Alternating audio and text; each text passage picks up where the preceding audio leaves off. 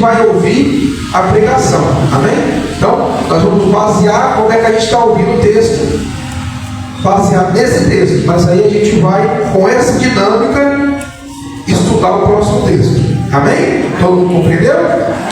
Esse texto aqui eu já preguei há poucos dias, então eu vou facilitar e adiantar o pega para a gente saber o que aconteceu. A palavra de Deus vai nos mostrar que o rei Ezequias, ele estava muito doente. Vocês lembram disso? E o profeta foi até lá ele falar que ele tinha pouco tempo de vida, o profeta Isaías. Porém, quando o profeta saiu, ele clamou a Deus. E Deus foi lá e falou: volta, profeta, acrescenta mais 15 anos de vida nele, para ele. O profeta voltou, acrescentou mais 15 anos de vida. E a recuperação desse homem, então, foi um milagre.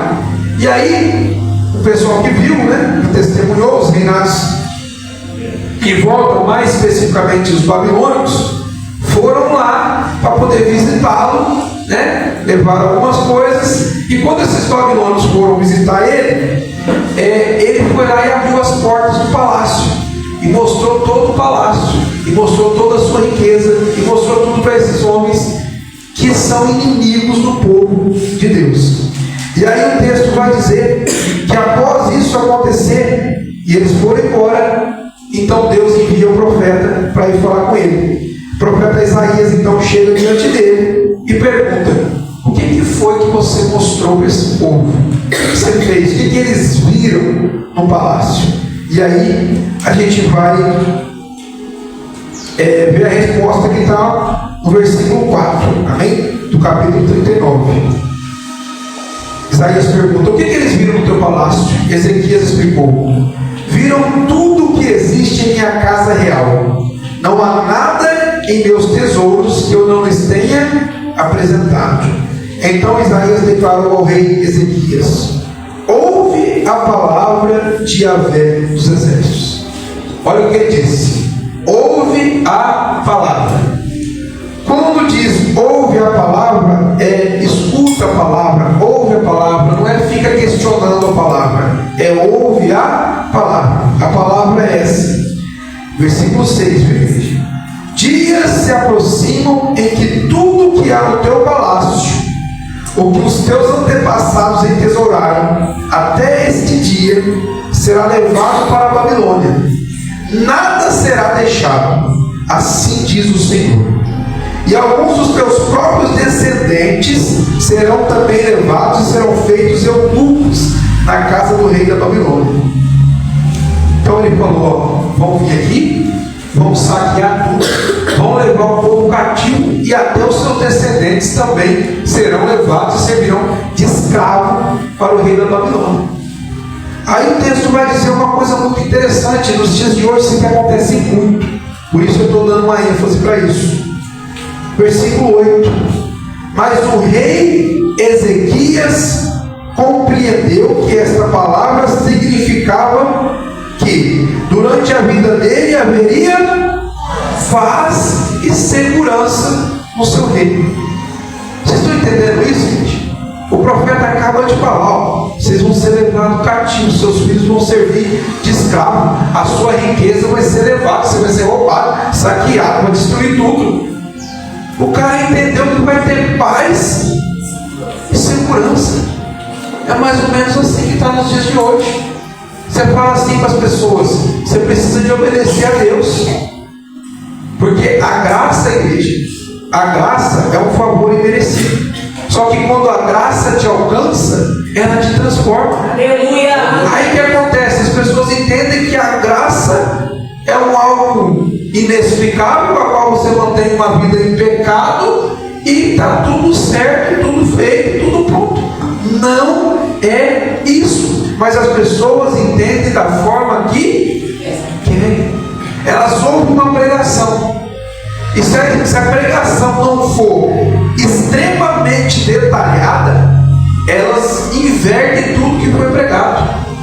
E mesmo sendo detalhado e claro como foi essa profecia aqui, bem claro, vai acontecendo. Ele não usou uma metáfora, ele não usou uma parábola, ele não usou uma figura de linguagem, ele foi bem claro, é isso.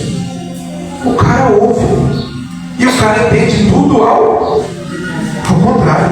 E ainda tem a capacidade de dizer o seguinte: mas o rei Ezequias compreendeu que esta palavra significava que durante a sua vida haveria paz e segurança. E retrucou e respondeu. Olha qual foi a resposta: boa é essa palavra que de Yahvé que acabas de profetizar. Gente, acabou de falar que ele vai perder tudo e que os filhos vão ser escravos. O cara fala: boa é essa palavra, vai haver paz e segurança. Aí eu fico imaginando em que parte que ele compreendeu que vai haver paz e segurança depois de receber uma palavra dessa. Então a gente, igreja, muitas vezes recebe uma palavra e entende ela totalmente o contrário. E aí acontece o que a irmã Eide testemunhou aqui: a gente sofre, e sofre por muito tempo, porque negligencia a palavra e quer fazer a própria vontade. E isso, igreja, nos dias de hoje está o mais natural possível. E a gente vai cada vez mais na contramão. Cada vez mais a gente vai olhar para o céu e dizer: Senhor, será que nós estamos no caminho certo?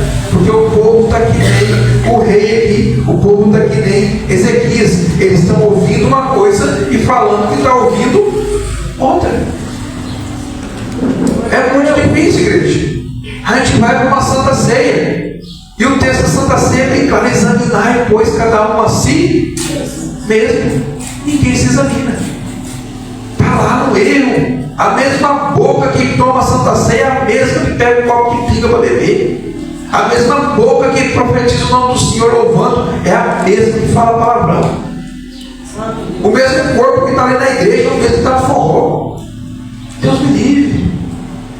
E isso está cada vez mais comum. Grupo de jovens, está aparecendo programa de namoro, gente. Todo mundo namorando. Que pastor, é errado namorar? Claro que não, mas até quando que vai durar isso? Jovem é jovem, será que ninguém nunca foi jovem? Como é que vai virar isso? Vai ficar todo mundo fornicando dentro da igreja, falando que está namorando, mas tudo bem, porque está dentro da igreja? Santo Deus. E a gente vai suportar de boa, tranquilo. E quando vai falar, é o carrasco, é o legalista, é o não sei o que, é o não sei o que, é o não sei o que. Sabe o que a palavra de Deus nos ensina? O ímpio não permanece na congregação do justo. Aleluia. Sabe como é que os ímpios estão na congregação hoje do justo? Sentado e não numa cadeira de plástico, assim como o Carlos Eduardo falou, confortavelmente no meio dos justos. Duas coisas: ou a palavra de Deus está errada, ou algo está errado. Porque o ímpio não pode ficar confortável na congregação do justo. Há de haver um confronto. E é isso que a gente vai ver aqui esta manhã em Apocalipse capítulo 3. Amém? Vamos lá. Apocalipse capítulo 3, em nome do Senhor Jesus. Apocalipse capítulo 3, mais especificamente no versículo 14. Apocalipse capítulo 3, versículo 14.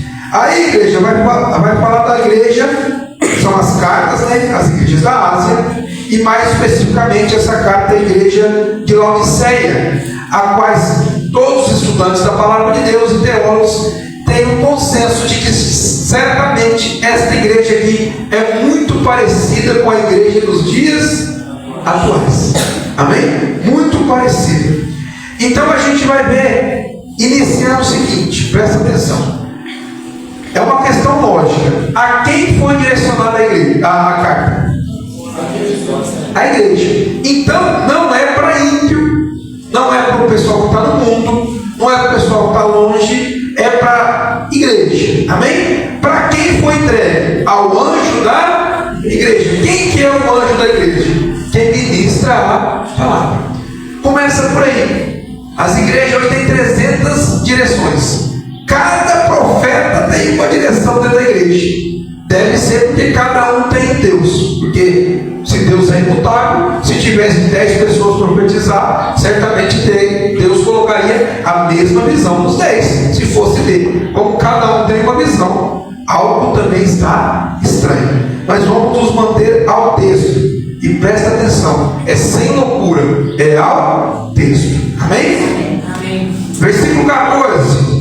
Ao anjo da igreja de Laodiceia escreve: assim declara o Amém, a testemunha fiel e verdadeira, o soberano da criação de Deus. Amém? O próprio Deus, igreja. O que ele está declarando para essa igreja? Então, olha só como é que Deus chega na igreja. Conheça as tuas obras. Deus conhece todas as nossas obras. Então, não adianta ficar com meninice, não adianta ficar com loucura, falsa espiritualidade. E essa, Deus me livre, está difícil, gente, está difícil. Eu fico às vezes olhando e falo, gente, quanto Ló sofria em Sodoma e Gomorra. E a gente está sofrendo. E o pior não é nada, igreja. A gente só faz parte do mundo da igreja. Então a gente vai na igreja, vai na outra igreja, fala com o crente. O nosso meio é esse, ele está sofrendo. Imagina no mundo como é que está. Não é verdade? E aí, igreja, aquele que conhece todas as coisas, ele começa e diz: conheça as tuas obras. Sei que não és frio e nem quente. Antes fosse frio ou quente. Por este motivo, porque és morno, não está frio e nem quente, estou a ponto de vomitar-te da minha boca. Santo Deus. O que está dizendo o texto aí, igreja? Por falta de posicionamento. Ou você é uma coisa, ou você é outra coisa. Eu não estou nem querendo fazer um paralelo, mas no mesmo texto lá de Salmos, aonde fala que o ímpio não permanecerá na congregação do justo, né? Fala para a gente não se assentar na roda dos escarnecedores. E basicamente o texto lá fala o seguinte: tem dois tipos de pessoa: o ímpio e os zombadores e os justos. Então basicamente o texto aqui está dizendo a mesma coisa: ou é crente ou não é crente. Não tem esse negócio de meio termo. O morno não existe. Então quem dera fosse frio. Por que quem dera fosse frio? Porque se a pessoa é fria, e aqui eu não estou falando de ser quente, fervoroso, não é isso. Mas se a pessoa, por exemplo, ela tem a sabedoria de entender que ela não está sendo parte da congregação dos justos, ela pode se converter, pode haver uma conversão, porque ela tem condição, ela sabe que não está legal, então ela pode se converter. Agora o morno, ele não sabe se ele está quente ou se ele está frio, então para ele varia de acordo com a condição. O morno tanto pode ser um frio que está esquentando, como pode ser um quente que está esfriando. Então ele pode jogar nos dois tipos. E é isso que acontece nos dias de hoje. Amém, Cristo? Soneire. É isso que acontece nos dias de hoje, né? As pessoas querem estar dentro da igreja, mas mornas, ou seja, às vezes elas parecem que estão quentes. Por quê? Porque finge, né? Fingimento. Para com isso. Para com isso. Sensacionalismo e show não é palavra de Deus e não tem nada a ver com Deus. Deus não é um showman. Então, as pessoas estão confundindo as coisas muito. E cada vez mais, nós que temos um pouquinho de semente, é bem pouquinho mesmo, a gente fica escandalizado e parece que a gente está andando na contramão. Porque o mundo está tomando conta da igreja. E tecnologia é bom? Maravilhoso, mas não substitui a palavra. Nós temos aqui um telão, sim ou não? Ele substitui a Bíblia? Não, qualquer momento pode acabar a energia, né? Qualquer momento pode dar um problema, então substitui, pode errar também. Agora aqui é inefável, é infalível, não vai mudar. Alguém pode mudar o programa lá, não pode?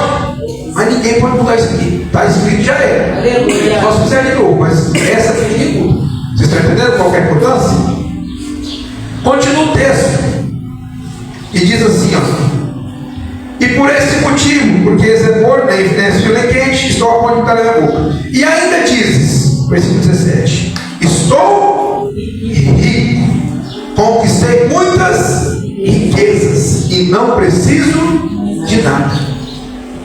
Aí é um grande problema. Enquanto a gente está vivendo em dificuldade, a gente tem uma facilidade de buscar a Deus. Quando as coisas estão tudo muito bem, aí a gente tem uma facilidade de se afastar de Deus, porque eu não preciso de nada. Eu tenho salvo, porque na verdade a maioria de nós chega diante de Deus para pedir alguma coisa, né?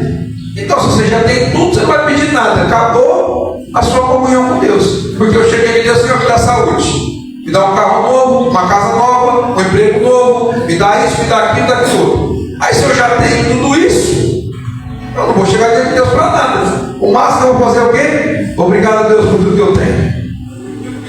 Acabou o meu relacionamento com Deus. E essa igreja aqui, ela estava desse jeito.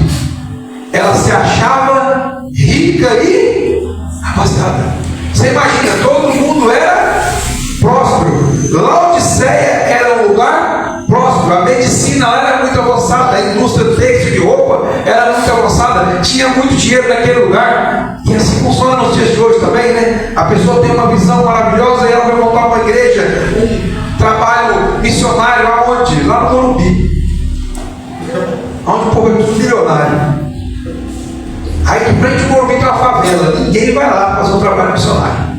A igreja tem que ser um lugar de gente rico. Uma igreja de um lugar de gente rico tem o que, igreja?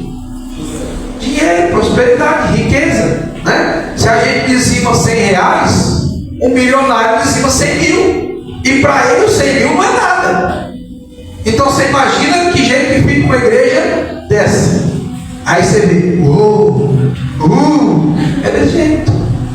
Ar-condicionado, pastor chegando de Land Rover, Mercedes, vira nada, longe da presença de Deus isso aí, não vira nada. Para com isso, que palhaçada é essa? Para com isso, gente.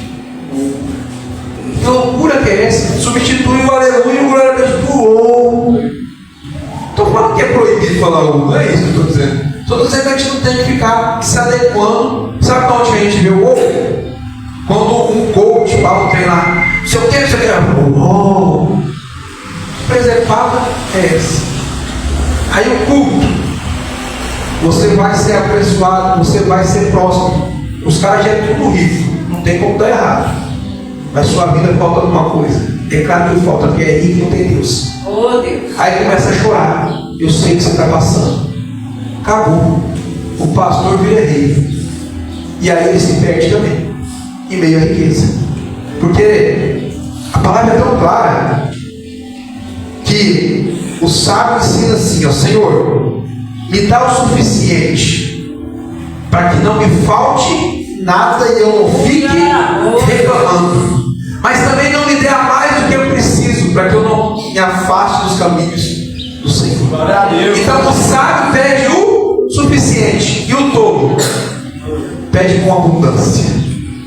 O que Deus usar com abundância é vida, igreja. Vida não é dinheiro. Então confundindo. Vida não é dinheiro. Vida com abundância é viver 100 anos. Isso é uma vida com abundância. Amém? Não é dinheiro.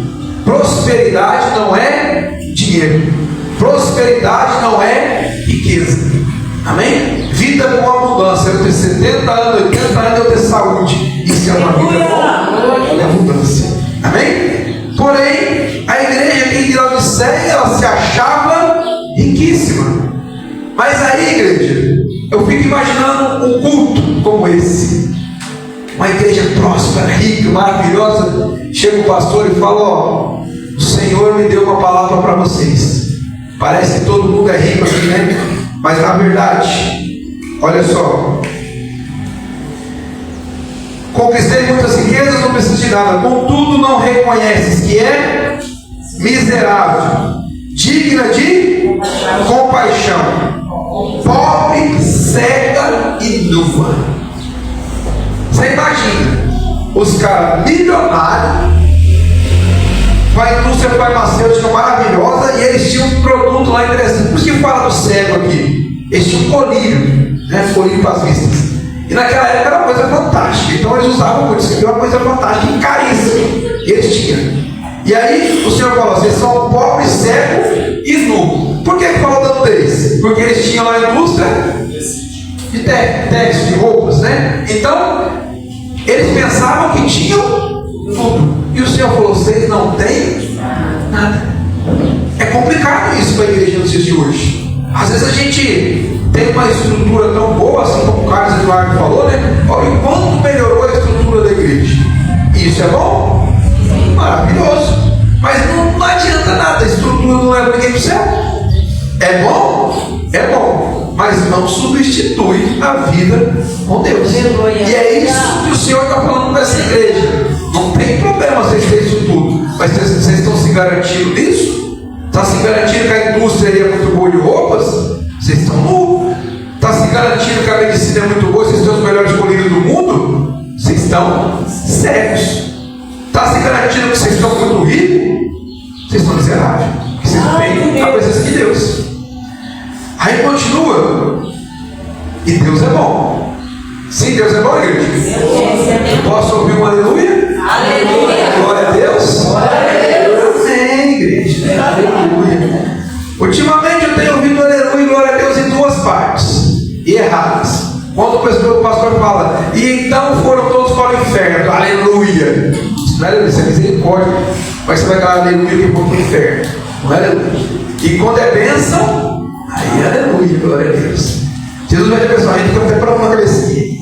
Vai, dá vontade de dar um papo na cabeça. Não muda a mente, não. Vai achando que vai fazer assim e vai ser abençoado. Vai achando. Continua o texto. Olha que bom. Jesus é bom, Deus é bom. Grande Deus. Versículo 18. Aí ele vai fazer o que, igreja? Portanto, ofereço este é um conselho. Assim como a irmã Eide falou. É por isso que o testemunho é bom. O que ela falou? Ela vinha pedir um conselho. E nós fazíamos o quê?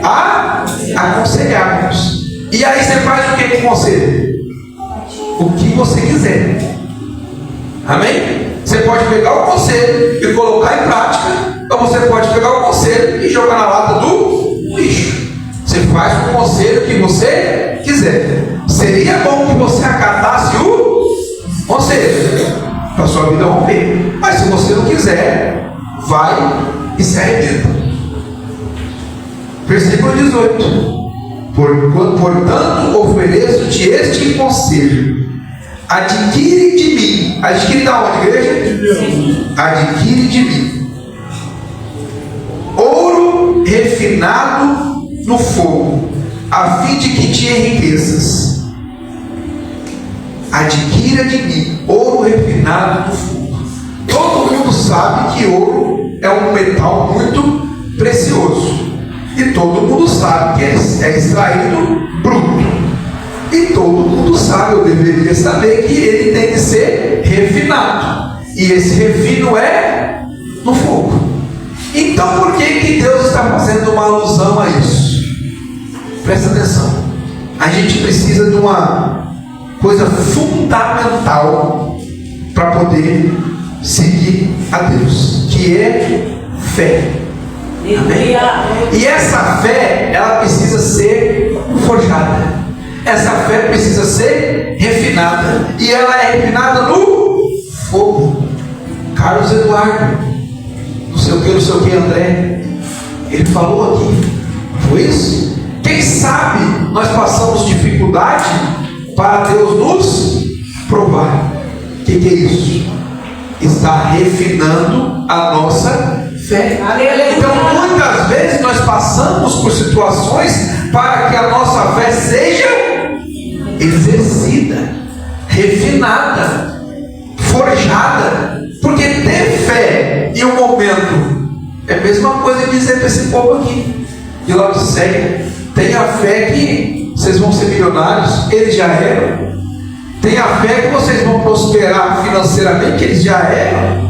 Então eles não precisavam de fé para isso. Por isso Jesus falou, e Deus fala através do anjo da igreja: busque vamos de novo? Adquire de mim o que? Ouro refinado no fogo. Amém? Então a gente tem que buscar em Deus o aperfeiçoamento da nossa fé. E a nossa fé, ela vai ser provada, ela vai ser forjada. Amém? Por isso que às vezes a gente quer desistir. E o que nos impulsiona? A fé. Se não tiver fé, a gente para no meio do caminho. Quantas vezes vem a dúvida na cabeça do crente durante a caminhada? Muitas vezes. Quantas vezes vem a incerteza?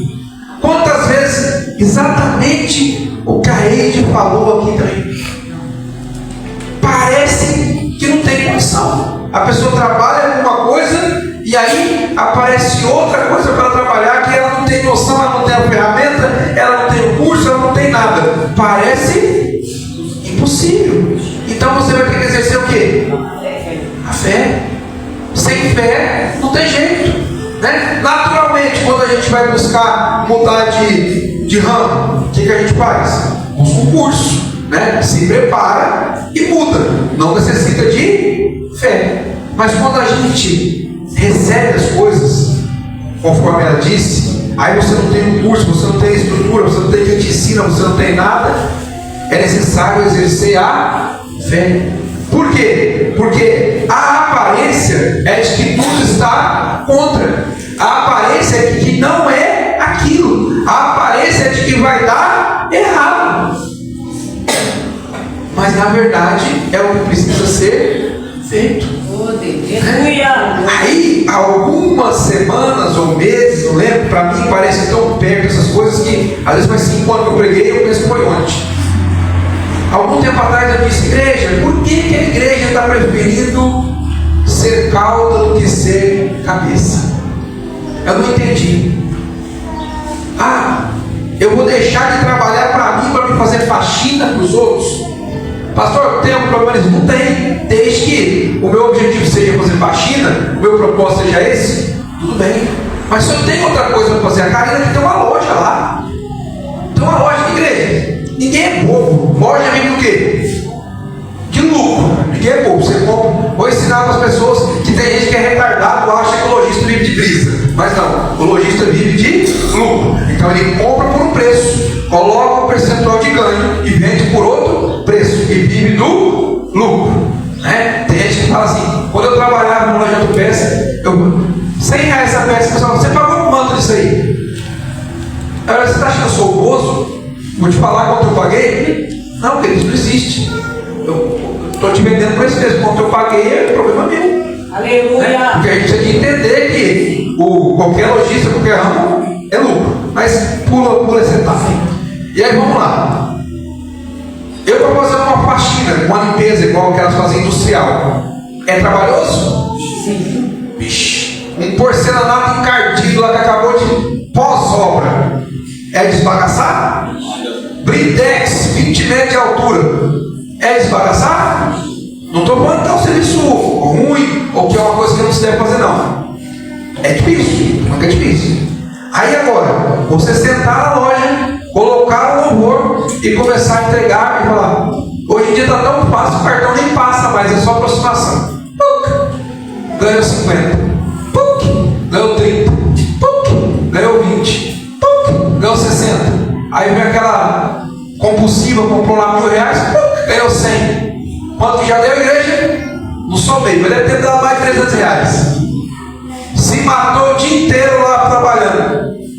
R$100 na conta. Vocês estão entendendo? Aí chega em casa morto. Aí o filho fala: me ensina a fazer essa continha de mais aqui. Fala: não quero nem saber. Você, pelo amor de Deus, aí eu falei: tem janta, ó. Não quero saber de janta hoje. Estou cansado, estou arrebentada. E da manhã não tem que ir de novo. Aí o que acontece? Fica vivendo uma vida dessa. Por quê? Quer. Mas está lá Lógico. Só que para ser empresário precisa do quê? De fé. Porque o Carlos Eduardo está aqui, ele abre a agenda, ele não sabe se ela vai voltar ou não. Porque precisa de fé. Porque a Letícia está aqui, ela abre a agenda, mas ela não sabe se vai voltar ou não. Porque aí a gente vai começar a mexer com roupa, mas ela não sabe se vai ter roupa ou não. Precisa de fé. Aleluia. É verdade? Para mim trabalhar no meu serviço lá não precisa de muita fé. Porque eu sei que se eu for lá, eu vou ganhar o dinheiro. Se eu não estiver lá e tiver de atestado, eu vou ganhar o dinheiro. Então, só se eu morrer para não ganhar o dinheiro. Mas se eu morrer, ainda a pastora ganha, porque ganha pensão. Então, na verdade, não precisa de muita fé para isso. Né? Agora, para ser empresário, aí precisa de fé. E é disso que nós estamos falando. Amém? E qual que é a vantagem? Eu posso ter um salário bom. Amém? Vou falar quanto eu ganho, porque isso interessa a mim. Mas eu posso ter um salário bom. Só que é só esse salário, não tem como eu aumentar isso. Porque eu trabalho com alguém. Agora o empresário, ele não tem um salário. Ele tem a sua disposição e fé. Se ele tiver fé que ele ganha 2.000 por dia, o salário dele é lá em cima. Então, ele não tem um fixo. Ele tem o que ele faz. E ele faz para ele mesmo. A Eide, ela vai produzir. O que ela produz é o que ela ganha. Se ela não produzir nada, não ganha nada. Assim funciona. Amém? Carlos Eduardo, está ali. De vez em quando eu vou lá, eu fico pensando, esse dia eu estava fazendo carioca, vou expor sua vida agora. A mulher fica aqui reclamando, fala não sei o que, por quê? Aí o cara chega, cara, não dá para cortar meu cabelo, aí, rapaz, minha agenda está cheia, não dá não. Perdeu 40. Não dá para cortar meu cabelo, rapaz, hoje, pega a agenda lá para mudar, perdeu 80. Esse dia eu estava lá, fiz uma soma, não falei com ele para ele ficar constrangido, mas ele perdeu 250. Aí eu vou falar para você, 250 no dia é muita coisa. Muita coisa. O carioca fica louco, né? Muita coisa. Então o que acontece? Está perdendo porque quer. Está perdendo porque quer. Porque os clientes Deus está mandando, mas Deus não pode cortar o cabelo. Deus não é barbeiro. Então ele não vai. Você não vai sentar, o Senhor corta esses cabelos para mim. Não vai acontecer. O que Deus pode fazer? Enviar o cliente. Mas aí você pega a bênção e manda para o outro. E quanto tempo ele gasta? 15 minutinhos para cortar o cabelo. Ainda tem essa aí. É 15 minutinhos. Aí eu fico constrangido, porque eu chego lá sem marcar. O cara não vou cortar o cabelo. Rapidinho, pastor, você tá. Quando quer? Não, vou te abençoar. Dá vontade de falar, não, no meu lugar, corta daquele de tamanho de corte. Dá vontade de falar isso. Dá vontade de ficar lá do lado dele. Finge que é o meu, corta esse aqui. Esse aqui também, corta. Finge que é o meu. Então você vê que é uma coisa doida. Amém? Então, primeira coisa que a gente precisa de fé. Amém? E não só para isso. Eu estou dando uma demonstração plástica de fé. Senão eu fujo do assunto aqui e a gente termina. Continua. A fim de que enriqueças. Então, olha só. Adquira de mim ouro refinado no fogo. A fim de que te enriqueças. O que está falando aqui? Está pobre. Está com dinheiro, mas está pobre. Está miserável. Tem fé. A fé vai te enriquecer. Não de dinheiro, igreja. Não estou falando de dinheiro aqui não. Continua. Adquira também o quê? Roupas brancas. Roupa branca fala do que, igreja? Santidade e pureza. Isso só em Deus. Por que Deus está dizendo para eles adquirir roupas brancas?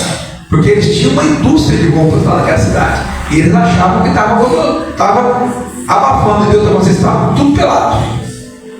E vem adquirir roupas brancas. Santidade. Porque assim como a igreja de hoje não quer buscar santidade, a de Laodiceia também não. Eu fico imaginando os estilistas da época. Que tipo de roupa que as serpentes iam para a igreja. Que hoje já está desse jeito. Imagina naquela época como é que era. Porque o pessoal também não era naquela Sodoma e Gomorra naquela época mais antiga ainda, igreja. Então o negócio não começou agora a dar ruim, não. Já faz tempo que está dando ruim. Eu fico imaginando, eles ficavam falando aquelas mulheres com aquelas roupas, né? Sensualidade dentro da igreja, achando que estava tudo apavorando, tudo roupa caríssima, e você está tudo nua. Precisa de santidade desse tipo. Aleluia! E aí o que acontece, igreja? As pessoas não querem buscar santidade, não querem vestir brancas. Amém? Querem vestir o que acham que tem que vestir. Eu quero fazer o que eu acho que eu tenho que fazer, não o que eu tenho que fazer. é a graça. E quem está falando de outra coisa? A graça, igreja, ela é, a graça, presta atenção, é um presente merecido. E que presente foi esse? A salvação. Então a graça nos traz salvação. E aí a salvação tem uma coisa interessante, eu vou falar para vocês aqui, eu já falei outras vezes, mas é só para relembrar. Por que chama graça? Porque nós não merecemos. Por que chama graça? Porque não tem como a gente pagar. Por que chama graça? Porque não tem o que fazer para que a gente seja salvo. Isso é um dom de Deus para que ninguém se glorie. Só que em local algum da Bíblia, de capa a capa, você vai encontrar a frase dizendo assim: você pode fazer de tudo que você vai ser salvo. Então presta atenção. A gente não pode fazer nada para receber a graça, mas a gente pode fazer muita coisa para não receber. Então a gente não pode fazer nada para ganhar a salvação, mas a gente pode fazer muita coisa para perder a salvação. Vocês estão entendendo? Então não é uma coisa de como eu vou fazer, é uma coisa de como eu não vou fazer. Entendeu? Então tem coisas que a gente vai fazer e vai nos levar à condenação. Então a gente precisa ficar atento a isso, porque senão a gente vive uma graça parada.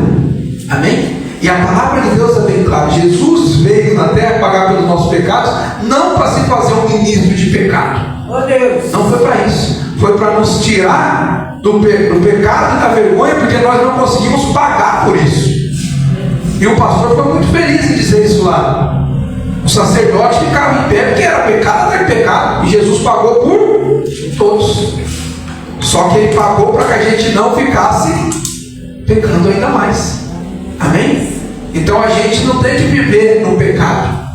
Ao contrário, ele veio trazer liberdade e santidade. Aleluia. Amém? Glória a Deus. Então, fala de vestes brancas, que é santidade. Aí continua e diz assim: para que possa cobrir a tua não só nudez, mas a sua vergonhosa nudez. E agora ficou a parte fundamental. E compra o melhor colírio, para que ao ungir os teus olhos possa enxergar claramente. Aí presta atenção. Eles achavam que eles tinham o melhor colírio. Porém, sabe o que Deus está dizendo para eles? Vocês têm o melhor colírio, mas vocês não estão enxergando. Agora, eu tenho um colírio que, se vocês comprarem de mim, quanto custa o colírio, filho do Senhor? Nada, que é de graça. Amém? Você compra de graça. Eu vou falar isso, senão alguém vê essa live aqui, já vai montar essa estratégia de pegar dinheiro dos irmãos, fazer um colírio ungido. Então, não é nada disso, tá? Então, olha só que interessante. Ele diz: compra o meu colírio, vocês vão passar a enxergar. Isso é o que?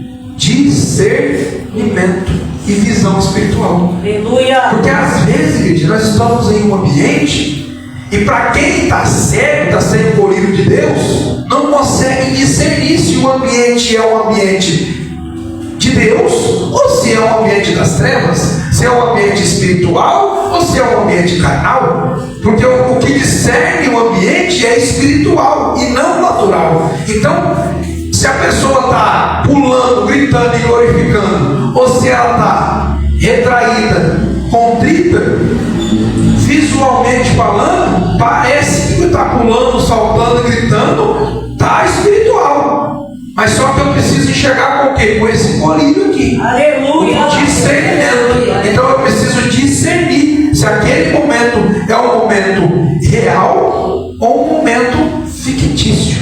Se é algo espiritual ou se é algo carnal. Línguas estranhas. É um problema seríssimo nos dias de hoje. Estão destruindo o ministério ou o dom de orar em línguas. Por quê? Porque falta o colírio. Não conseguem discernir o que é um dom de línguas do que é uma pessoa falando inglês, vocês sabem. Não consegue, tem que ter offer de uma oração do Espírito em línguas. Não conseguem. Por quê? Porque enxergam naturalmente e não espiritualmente. Não leem a Escritura. E o texto é bem claro, nós devemos orar em línguas. E Paulo, quando fala disso, ele fala claramente: eu oro em língua mais do que todos vocês. Gostaria que todos orassem, mas tenham o quê? Bom senso. Tenham ordem. Tenham decência. Eu prefiro, é Paulo dizendo, não é o pastor Paulo, não, o apóstolo dizendo, eu prefiro falar 2, 3 palavras que vocês entendam do que mil que vocês não estão entendendo. Então é visão. Vou falar em línguas para a igreja, desde que haja alguém que a interprete. Ninguém está interpretando, a igreja não vai entender, então eu não vou falar com a igreja. Eu vou orar em línguas, mas para a edificação própria. Vocês estão entendendo? Então, deve orar em línguas, deve, muito, o máximo que a gente puder, mas para a edificação própria. O Espírito está sujeito ao profeta. Aí a pessoa vem e fica em transe, não sabe nem o que fez, porque foi tomada pelo Espírito. Se o Espírito está sujeito ao profeta, por que ele vai tomar? Não vai. Quem é que toma? Espírito ruim. Esse toma a pessoa, e a pessoa fica sem saber o que está fazendo. Então, é só eu abrir a minha vista, só o meu colírio, limpar os meus olhos para me enxergar o que está acontecendo. Tem lá um orando em línguas e o outro interpretando. É de Deus? Pode ser. Aí eu preciso do quê? Discernimento. Pode ser 2 estelionatários capeando alguém. Pode ser, mas pode ser 2 homens de Deus trazendo um recado para a igreja. Então eu não posso falar que é um estelionatário, porque eu posso estar blasfemando contra o Espírito Santo, né? Mas eu também não posso falar que são 2 homens de Deus, sendo que eu não sei. Então eu preciso do quê? Discernimento. Discernimento de Espírito.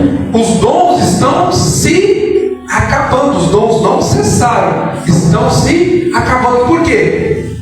A palavra de Deus diz o quê? Buscai os melhores dons. Aí o que o crente de hoje faz? Senta e espera o dom chegar. Vou trazer para você o dom. Vai não. Busca. Quem busca, encontra. Aleluia. Amém? Vamos continuar. Vai finalizar, Carlos Eduardo. Continua no finalzinho do versículo 18. Compra o melhor colírio para que ao ungir os teus olhos possam enxergar claramente. Aí Deus diz assim, ó, eu faço o quê? Vamos de novo, vocês não estão lendo, né? Nem na Bíblia, nem ali. Mas vamos lá. Tecnologia boa? Tá, então para de fingir que está lendo a Bíblia e começa a ler o telão. Eu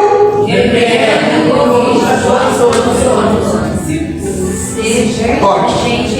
Vamos facilitar. Vamos só ler as 2 primeiras, o eu ali e a primeira palavra. Eu repreendo. Pode. Primeira coisa. Deus está dizendo que ele faz o quê? Repreende. Então a repreensão é algo vindo de Deus. Toda vez que a gente é repreendido dentro da palavra, a gente precisa entender que Deus, ele repreende. Por que ele está dizendo isso? Para a gente não achar que ele não faz essas coisas. Ah não, Deus é bonzinho, Deus não repreende ninguém não. Deus não faz aquilo, mas ele fala aqui, repreende. Além de repreender, eu repreendo e corrijo. Então ele repreende, mas não é só para falar, é para corrigir. Porque não adianta ficar falando, tem que falar e haver a correção. Amém? Então a repreensão e a correção. Anda junto. E ele faz isso com quem? Com todos a quanto ele ama. Então se eu estou sendo repreendido por Deus e corrigido, é porque eu sou amado dele. Glória a Deus. E aí o discurso do amor fala assim: Jesus te ama. Só que ele não te repreende e ele não te corrige. Não. Primeiro, repreende, depois corrige, e depois ele revela que ele faz isso a quem ele ama. Então, como é que eu sei que o Senhor me ama? Quando ele está me corrigindo e me repreendendo. Aí eu sei que ele me ama. Aleluia. Como é que eu sei que eu estou sem o Senhor na minha vida? Quando eu não tenho repreensão nem correção. Estou solto. É que nem fiz educação. O que fiz educação não tem? Pai e mãe. Não é isso que fala? Filho está lá bagunçando, desbagaçando. O que o pessoal fala? Quando olha? Não tem pai não? Não tem mãe não? Não é a primeira coisa que fala? Agora, por que isso? Mesma coisa com Deus. A pessoa quando está por conta, ela faz o que ela quer. Então falta honra, falta reverência, falta tudo. Porque está por conta. Amém? Amém. Vamos finalizar. E agora vem o versículo fundamental. Eu já falei isso 3 vezes, todos são fundamentais.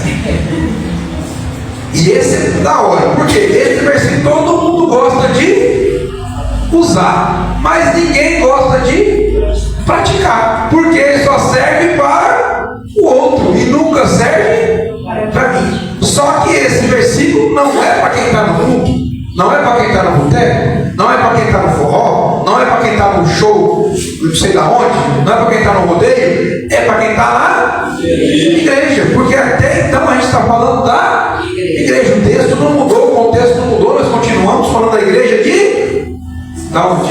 Do céu. E aí continua e diz assim, igreja: eis que estou à porta e bato. Se alguém ouvir a minha voz e abrir a porta, eu entrarei em sua casa e cearei com ele e ele comigo. Muitas vezes o Senhor está do lado de fora da igreja, em um culto a Deus. Deus está do lado de fora tentando entrar, batendo na porta. Santo Deus. Você já imaginou o que é isso, igreja? É como se você fosse um aniversariante e fizesse uma festa de aniversário para você e convidasse todos os seus amigos, muitos presentes, muitas coisas, e chegasse no momento da festa não deixar você entrar. Estamos aqui comemorando o aniversário do Carlos Eduardo, uma festa maravilhosa, né? Tudo de bom e do melhor. E onde está o Carlos Eduardo? Do lado de fora, porque não entrou, mas estamos comemorando a festa dele. É assim, estamos cultuando a Deus. E onde é que Deus está? Batendo na porta, gente. Batendo na porta. Por que ele está batendo na porta? Porque ele quer entrar. Mas para ele entrar, o que tem que ser feito? Alguém tem que abrir a porta. Enquanto a gente não abrir a porta, Deus não entra. Aí eu posso sim fazer uma alusão à porta no meu coração. Por quê? Porque a igreja somos nós. Então, enquanto nós não deixarmos Deus entrar na nossa vida, nós teremos uma vida superficial com Deus. Pastor, por que ele fala que eu vou entrar e vou ceiar contigo? O que a Santa Ceia representa, gente? Comunhão, afinidade. Você não ceia com quem você não tem comunhão nenhuma. Você não ceia com quem não comungula a mesma fé com você. Você não ceia com estranhos. E vai uma coisa interessante. Às vezes a gente olha para uma pessoa. Isso acontece muito quando a gente vai na bebedouro. Lá são inúmeras igrejas, então certamente a gente não conhece ninguém. A gente conhece tipo João Paulo, pastor de Barretos, pastor de Bebedouro, pastor de Colina, pastor. Mas o povo em si, você não sabe quem é. Mas só que aí você percebe que você não é estranho. Porque você chega e fala: ô irmão, que bênção, que bom que você veio. E te abraça. É como se fosse um irmão que você não conhecesse, está conhecendo naquele dia. E você tem comunhão. Se você sentar com aquela pessoa que você nunca viu na vida, você troca ideia com ela a tarde inteira. Por quê? Tem o mesmo pai, tem a mesma visão, tem, então é fácil. Ah, não te conheço, vamos falar do pai. Você conhece o pai? Eu conheço, eu também conheço. Vamos contar a história do pai. E pronto. vai ter comunhão mesmo sem se, mas tem comunhão. É o oposto de uma coisa mundana, né? Às vezes você está no mundo lá, e aí, irmão, sabe? Irmão, por quê? Eu te conheço, isso é o mundo. Agora, quando está em Deus, mesmo que a gente não se conheça, nós temos esse Espírito que nos une. Toda vez que eu vou proferir a bênção apostólica, vocês já perceberam isso? O Espírito Santo faz o quê? Nos traz unidade. Então o Espírito Santo nos une. Por isso, nós, mesmo sendo muitos, somos um só corpo. Voltando para o texto. Por isso, igreja, quando a gente está reunido, o que nos une é a presença de Deus. Se Deus está do lado de fora, o culto fica o que a gente vê por aí, uma briga de ego, um querendo ser mais do que o outro. Falta unidade. Se falta unidade é porque falta Deus. Vocês estão entendendo isso? E aí, quando Deus não se faz presente, o culto torna-se algo simbólico apenas. Torna-se um cerimonial sem razão. Por isso, quando a gente vai ler a Bíblia, irmã Karina, e aparece assim, são muitos os cultos e muitas as festas, e eu não estou suportando isso, é porque são cultos e festas feitos por homens, a qual Deus não se faz presente. Ele não está nem aí com esse tipo de culto. Agora, se a gente se reúne todo dia em nome dele, por ele nós se reunimos de dia e de noite, porque aí ele está presente. Então ele não está falando que se reúne muito. O que ele está dizendo aqui? Estão se reunindo e não está servindo para nada. Estão entendendo? Por isso é necessário, toda vez que a gente for ler a Bíblia, ou a gente pede ajuda para alguém que a gente confia e conhece a palavra, ou clama ao Espírito Santo. Por quê? Senão fica sem entendimento. Às vezes a gente quer ler a Bíblia sozinho. Isso é um erro. Você tem que ter gente para você conversar. Aleluia. Os maiores pastores têm um conselho. Por quê? Porque às vezes você olha ali, você tem uma visão, você tem uma ideia, mas aquela ideia não tem base, mas o seu coração quer. Por que você precisa do conselho? Para isso, ó, viu um negócio aqui, mas estou na dúvida, então vamos conversar. Quando você lê sozinho, você tem convicção daquilo que você acha que é. Então, palavra eu louco na carruagem, lendo a palavra de Deus. O Senhor translada o Felipe para lá, você lembra disso? O Felipe chega e fala para ele: e aí, está compreendendo o que você está lendo? O que ele falou para o Felipe?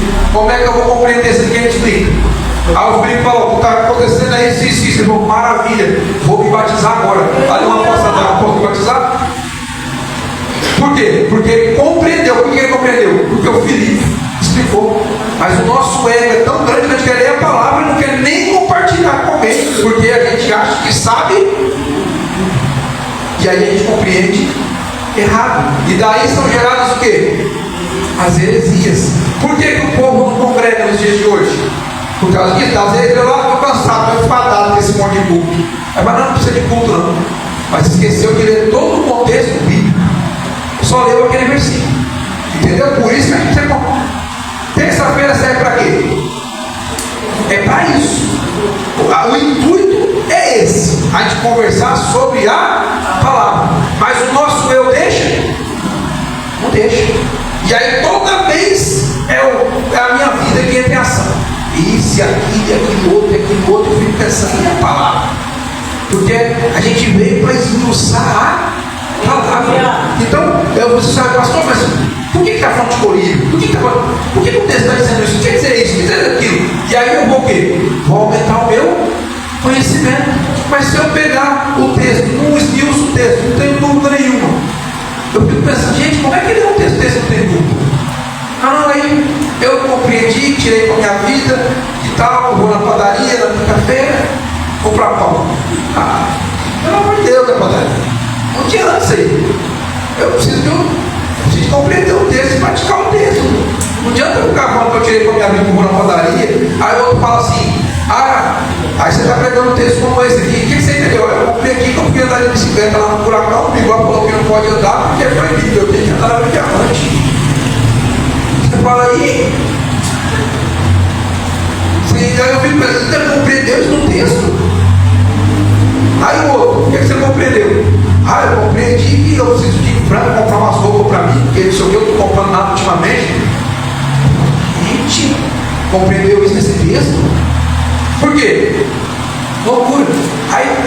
dia, passa ano, passa mês e a gente não consegue romper.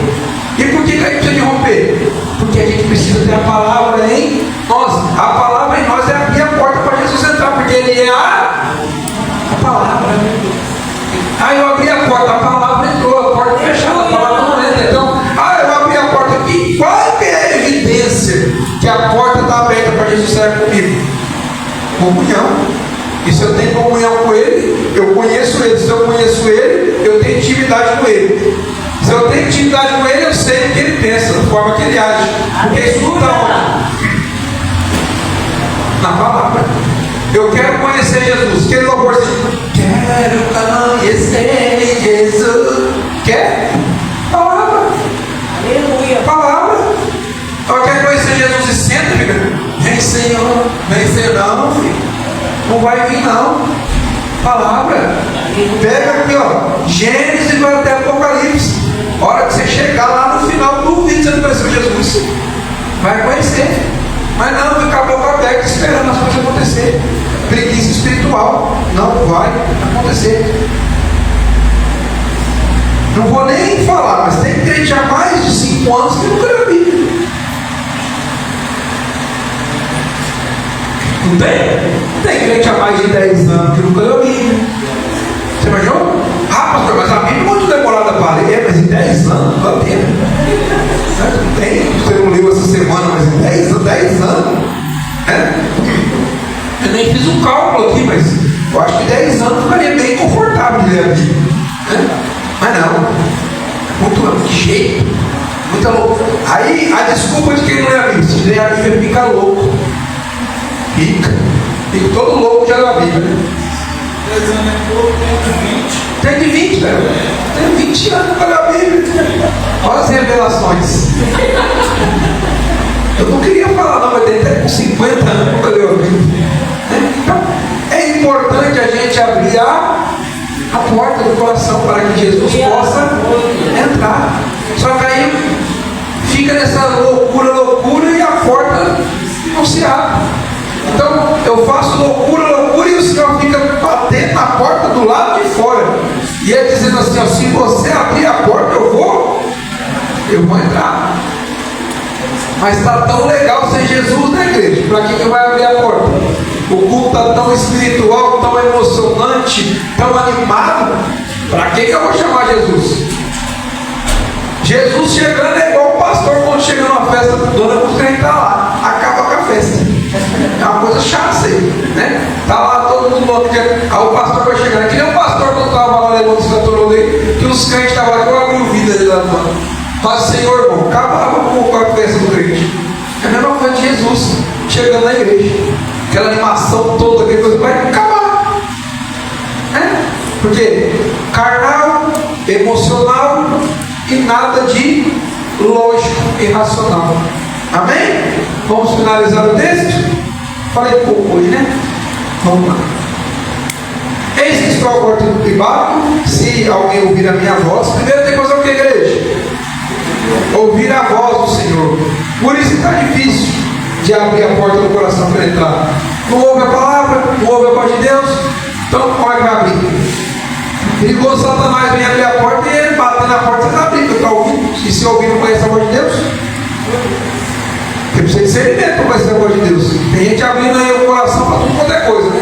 É abrir o coração para psicólogo, é abrir o coração para psiquiatra, é abrir o coração para coach, é abrir o coração para mago do tarô, cartomante, tudo quanto é coisa, menos para Deus. Né? Por quê? Falta o entendimento. Continua o texto.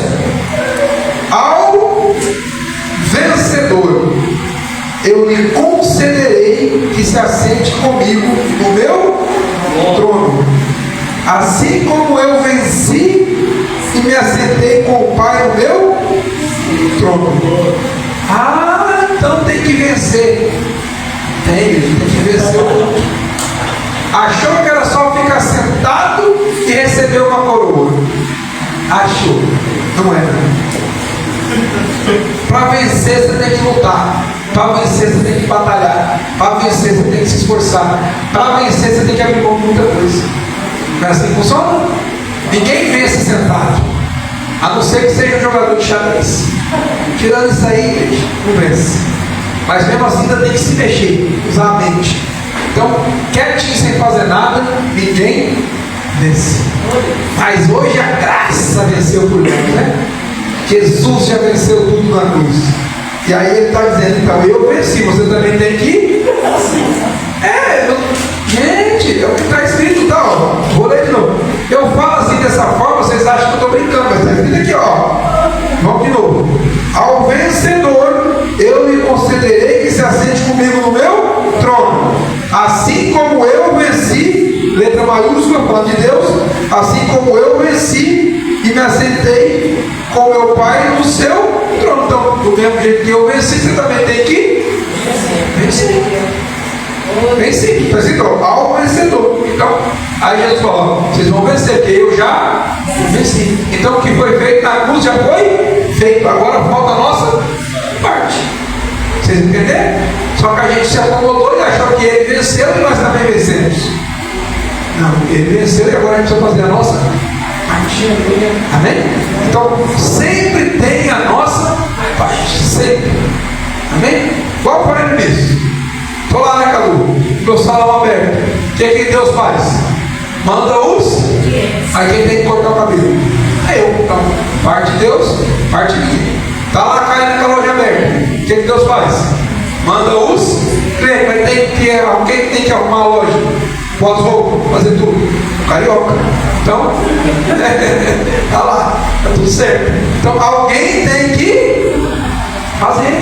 Não é verdade? Deus manda o cliente, mas a gente tem que fazer a nossa parte. Estou falando isso aqui para que a gente possa compreender de uma forma mais clara possível. Mas é sempre assim, né? Deus abre a porta, mas você tem que entrar. Deus ressuscita o Lázaro, mas alguém tem que tirar a pedra. Vocês estão entendendo? Então sempre tem a parte nossa. Esquece pregação que é só você ficar sentado recebendo graça. Esquece. É só ficar sentado recebendo a misericórdia. É só ficar sentado que Deus já fez tudo. Não. Levanta. Levanta. O pastor foi bem claro onde. Quem que sentou?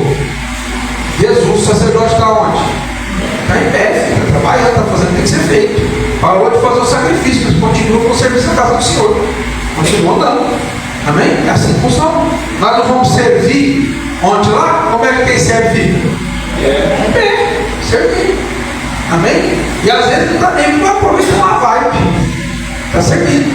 Então, quando a gente for servir, não fica aproveitando a vibe, não. Dando uma de emocionado, não. Aí está lá morrendo engasgado do seu lado. Aí cai aqui morrendo. Olha só que unção. Estava emocionado olhando no show, não viu nem que o irmão passou mal. Então, está em serviço, vamos ficar atentos, não é verdade? Não adianta ficar emocionado, atento. O dia que a gente vai para adorar, e fecha o olho e adora. Mas o dia que for servir, vai ficar servir, atento, não é verdade? Estou lá no culto, de costas para a porta, o pessoal chegando, empurrando, passando, não sabe onde senta. Não. Se eu estou para receber o povo, como é que eu vou ficar de costas para quem está chegando? Está entendendo isso? Não estou ensinando obreiro, não. É só para a gente ter uma noção da dinâmica de quando a gente vai servir. Então, o que Deus faz? Ele manda o povo. E os obreiros e os ministros da casa do Senhor faz o quê? Recebe o povo. Amém. Vocês estão entendendo?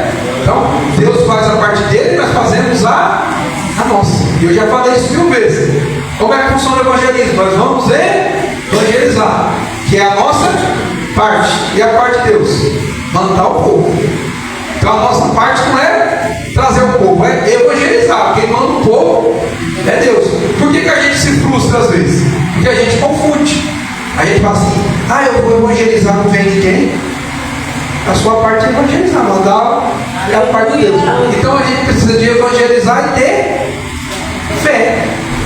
Só evangelizar não funciona. Se evangelizar é ter fé. Evangelizar é fogo. E a fé é para que Deus manda. Eu já falei, eu sou um evangelista maravilhoso. Até hoje eu não consegui trazer ninguém para evangelizar para a igreja. Só que toda vez que eu saio para evangelizar, eu evangelizo 3 pessoas. Os 3 que eu evangelizei não vêm. Mas naquele dia vem 3 pessoas diferentes. igreja, Aleluia. que é as que Deus mandou. É só para não falar assim, estava pensando que você é o fera do evangelismo, né? Não. Então é só para me deixar eu no chão, não na né? Soberbo. Então, pessoal, fique quietinho. Vou te mostrar que é comigo, mas que funciona. Amém? Então, parte Deus e parte nossa. Deus está batendo na porta. Quem tem que abrir? Por isso que ele fala, estou batendo. Se você abrir, se não abrir, vai continuar batendo lá de fora. Então, parte nossa, parte de Deus. Amém? Que nós possamos, igreja, colocar a nossa parte em prática. Que nós possamos começar a colocar em prática aquilo que nós aprendemos através da palavra, das direções de acordo com a palavra.